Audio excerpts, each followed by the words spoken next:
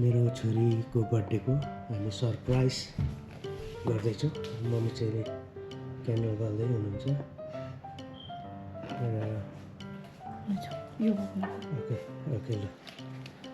अनि मेरो छोरीको बर्थडेमा हाम्रो पास्टर बुवाले चाहिँ प्रार्थना गर्दै हुनुहुन्छ। सरप्राइज हामी दिँदैछौँ, surprise.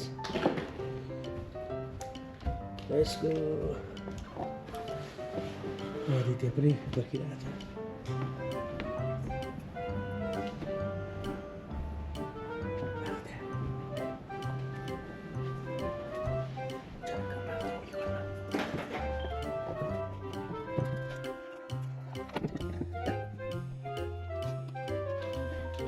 Happy birthday to you. Happy birthday to you. Happy birthday to you. Athena, हेर्न छोरी. Happy birthday to you. हेर्न न यता. May God bless you. आऊ यहाँ कर्नरमा र. May God bless you. के गरेको video bless you, dear Athena. Happy birthday to you. Lu ya, mara candle. Yes. Birthday girl, happy birthday. How old are you now? Mana? You're 14. Wow, you're 14 years old. I just want to read one scriptures, okay? From the Bible.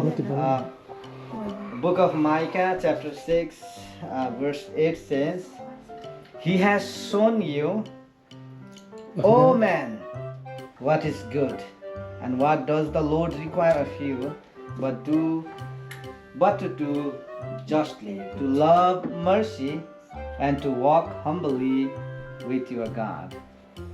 So, you are turning 14, right? You are in the very peak of the teens age. So I just want to remind you from the book of Micah. It says that what is good and what a person should do in their life, God has shown every one of us. And since you are the daughter of pastors, and I hope that you have better ideas, right? What is good and not.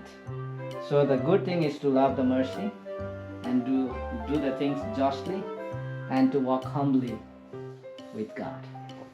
So I know you are growing every day in your age, and I just want to remind you once again to love the mercy and walk humbly with God. That's all we need to do in our life. And also the book of Numbers says, chapter 6, verse 24 and 25, 26 says that the word of blessings here. I just want to read for you. Here it says, oh, my bad. This is Exodus. Numbers. I just want to read this verse for you, okay? Here it says, the Lord bless you and keep you. The Lord make his face shine upon you and be gracious to you. The Lord lift up his countenance upon you and give you peace. And I don't have to, right? I don't have to explain about it. May the Lord blessings and his mercy and grace be upon with you. All right? I just want to pray for you, lah. Yes. Dear Heavenly Father, we thank you for this beautiful night and the day that you have given us to this family, especially this beautiful gift as the gift as a daughter to this family, especially to Pastor Ramesh and Pastor Chandra and to this other family. Yes. Lord, हामी तपाईलाई धन्यवाद दिन्छौँ यो छोरीको लागि, जसरी तपाईको वचन गन्तीको किताब 6 अध्यायको 24 र 25 र 26 ले भन्छ, परमेश्वरले तिमीलाई आशिष दिउन् अनि उहाँको मुहार तिमीमाथि चम्काउन् र तिमीमाथि अनुग्रह गरून्। प्रभु तपाईको यो आशिष आजको समय यो घडी हाम्रो छोरी अथिनाको जीवनमा हामी बोल्न चाहन्छौँ। तपाईको वचन भजन सङ्ग्रहको किताब 119 अध्यायको 10 अनि 12ले भन्छ, जवान मानिसले आफ्नो चालचलनलाई कसरी शुद्ध राख्न सक्छ? तपाईँकै वचनमा ध्यान दिएर नै हो। प्रभु, there is no other way that we can keep our life, our heart pure, except by your scriptures. तपाईँको वचन बिना हामी कुनै पनि कारणद्वारा हामी आफैलाई शुद्ध राख्न सक्दैनौँ। अनि यो छोरीको जीवनमा प्रभु हामी तपाईँको वचन बोल्न चाहन्छौँ। तपाईँको छोरीको त्यो हृदयमा राखिदिनुहोस्, जसरी दाउदले भन्छ 12 पदमा, तपाईँको विरुद्धमा पाप नगरौँ भनेर मैले तपाईँको वचनलाई मैले मेरो हृदयमा लुकाएर राखेको छु। धन्यवाद दिन चाहन्छु। जसै यो छोरी 14, 15, 16 वर्ष हुँदै जीवनमा अगाडि बढ्दै जान्छ, उमेरमा उचाइ र कदमा बढ्दै जाँदाखेरि मेरो परमेश्वर तपाईँको वचन यो छोरीको हृदयमा तपाईँले राखिदिनुहोस्, तपाईँले हालिदिनुहोस् प्रभु, तपाईँको अभिषेक खनाइदिनुहोस्।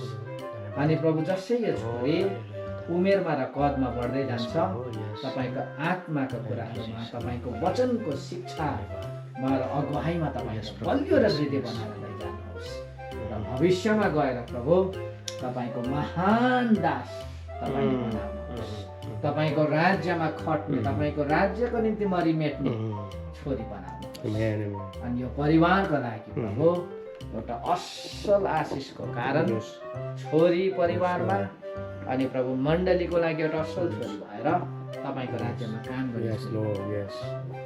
जसरी प्रभु आजको दिनसम्म तपाईँले यो छोरीलाई सुरक्षा दिनुभयो, सुस्वास्थ्य राख्नुभयो, आउँदो यस्तो धेरै वर्ष तपाईँको अनुग्रह र कृपा यो छोरीको जीवनमा रहेको होस्। यो छोरीलाई स्वास्थ्य दिनुहोस्, ज्ञान र बुद्धिमा तपाईँको अभिषेक खनाउनुहोस्। धन्यवाद। सबै प्रार्थना तपाईँको हातमा राख्दै अनि आशिष पोल्छौँ यसु मसीह तपाईँको नाममा। आमेन आमेन। Okay, God bless you, happy birthday. Okay, before यो केक काट्नु भन्दा म एउटा कुरा भन्नु पर्यो मेरो छोरीलाई। Happy birthday to our amazing daughter. May your special day be filled with love, laughter and wonderful surprise. You bring so much joy and happiness into our life. Wishing you all the best today and always love you lots.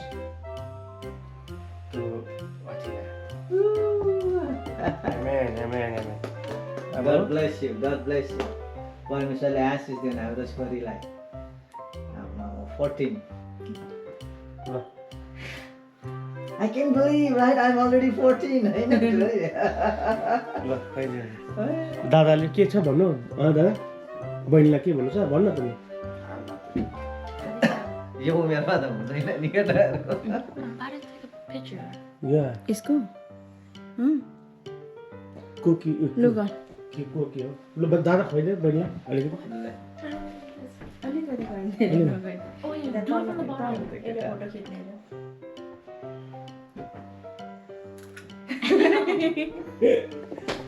के गर्छ यो दाजु बहिनीको प्रेम यस्तै हुँदो रहेछ। ल छोरी ह्यापी बर्थडे ल।